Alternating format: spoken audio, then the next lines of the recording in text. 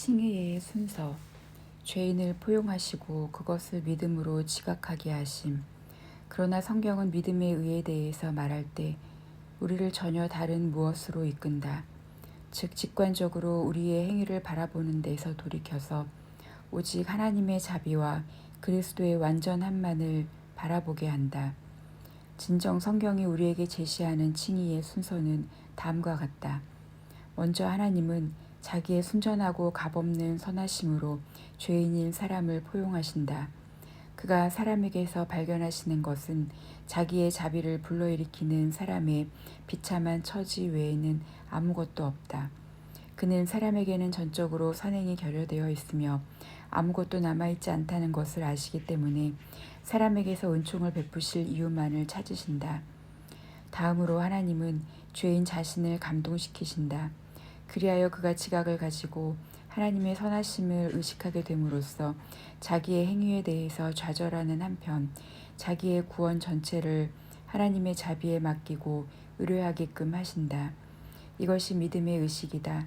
즉 죄인은 복음의 가르침을 들음으로써 자기가 하나님과 화목하게 되었다는 사실과 그리스도의 의가 중재하고 죄사함을 얻게 되었으므로 자기가 의롭다함을 얻게 되었다는 사실을 인식하는 가운데 자기의 구원을 소유하게 되는 것이다. 그는 하나님의 영에 의하여 중생했음에도 불구하고 자기를 위하여 미리 마련된 항구적인 의는 자기가 몰두한 선행에 있지 않고 유일한 그리스도의 의에 있다고 생각한다. 지금까지 제시한 것들을 하나씩 숙고한다면 우리의 입장에 대한 설명이 분명하게 주어질 것이다. 그것들은 여기에 배열된 것보다 더 잘 정리된 다른 순서를 취할 수도 있을 것이니 서로 일관성 있게 조화를 이루어 전체적으로 올바르게 설명되고 명확하게 확정된다면 순서는 거의 문제가 되지 않을 것이다. 복음의 약속에 의지하는 믿음의 의와 행위의 조건에 의지하는 율법의 의는 서로 상반됨. 여기에서 우리가 이전에 확실하게 수립했던 믿음과 복음의 관계를 다시 떠올려 볼 필요가 있다. 믿음은 복음에서 주어진 의를 받아들이고 포용하기 때문에 의롭다 한다고 일컬어진다. 나아가 의는 행위에 대해서 아무 고려도 하지 않는다는 뜻에서 복음을 통하여 주어진다고 일컬어진다. 바울은 이를 다른 곳에서도 종종 보여주지만 다음 두 본문이 가장 현저하게 주목된다. 먼저 바울은 로마서에서 율법과 복음을 비교하면서 율법으로 말미암는 의를 행하는 사람은 그 의로 살리라 하였거니와 로마서 10장 5절라고 전한 후 내가 만일 내 입으로 예수를 주로 시인하며 또 하나님께서 그를 죽은 자 가운데서 살리신 것을 내 마음에 믿으면 구원을 받으리라 로마서 10장 9절라고 하여 믿음으로 말미암는 의 로마서 10장 6절에 대해 선포한다. 여기에서 당신은 사도가 율법은 행위의 의를 돌리는 데 반해서 복음은 행위의 도움 없이 값없는 의를 부여한다는 점에서 복음과 율법을 구별하고 있다는 것을 깨닫지 못하는가? 이 본문은 우리를 많은 어려운 문제들로부터 벗어나게 하는 뛰어난 구절로서 복음을 통하여 우리에게 주어진 의는 우리가 율법의 조건들로부터 풀려나 자유롭게 되었다는 것을 깨닫게 한다.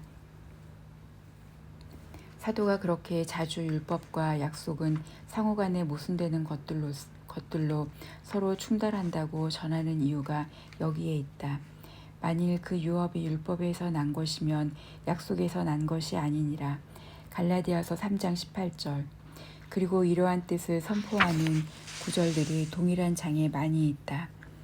확실한 것은 율법에도 그 자체의 약속이 있다는 사실이다. 그러므로 우리가 복음과 율법을 비교하는 것이 어리석은 일이 아니라는 것을 인정하는 한 복음의 약속에는 구별되고 다른 무엇이 있어야 한다. 그렇다면 율법의 약속은 행위의 조건에 의지하는 데 반해서 복음의 약속은 오직 값없이 누리는 하나님의 자비에만 의지한다는 점 외에 다른 어떤 구별이 있겠는가?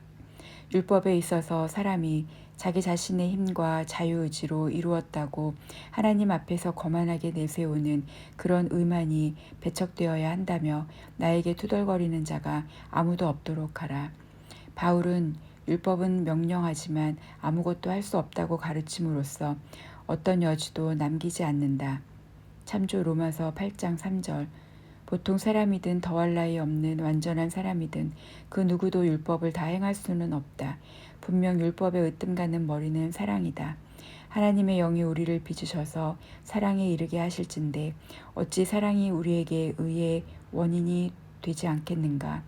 그러나 심지어 성자들조차도 사랑이 사지가 잘린 것과 같이 불완전하기 때문에 그 자체로는 아무 값도 매길 수 없는 것이 아니겠는가.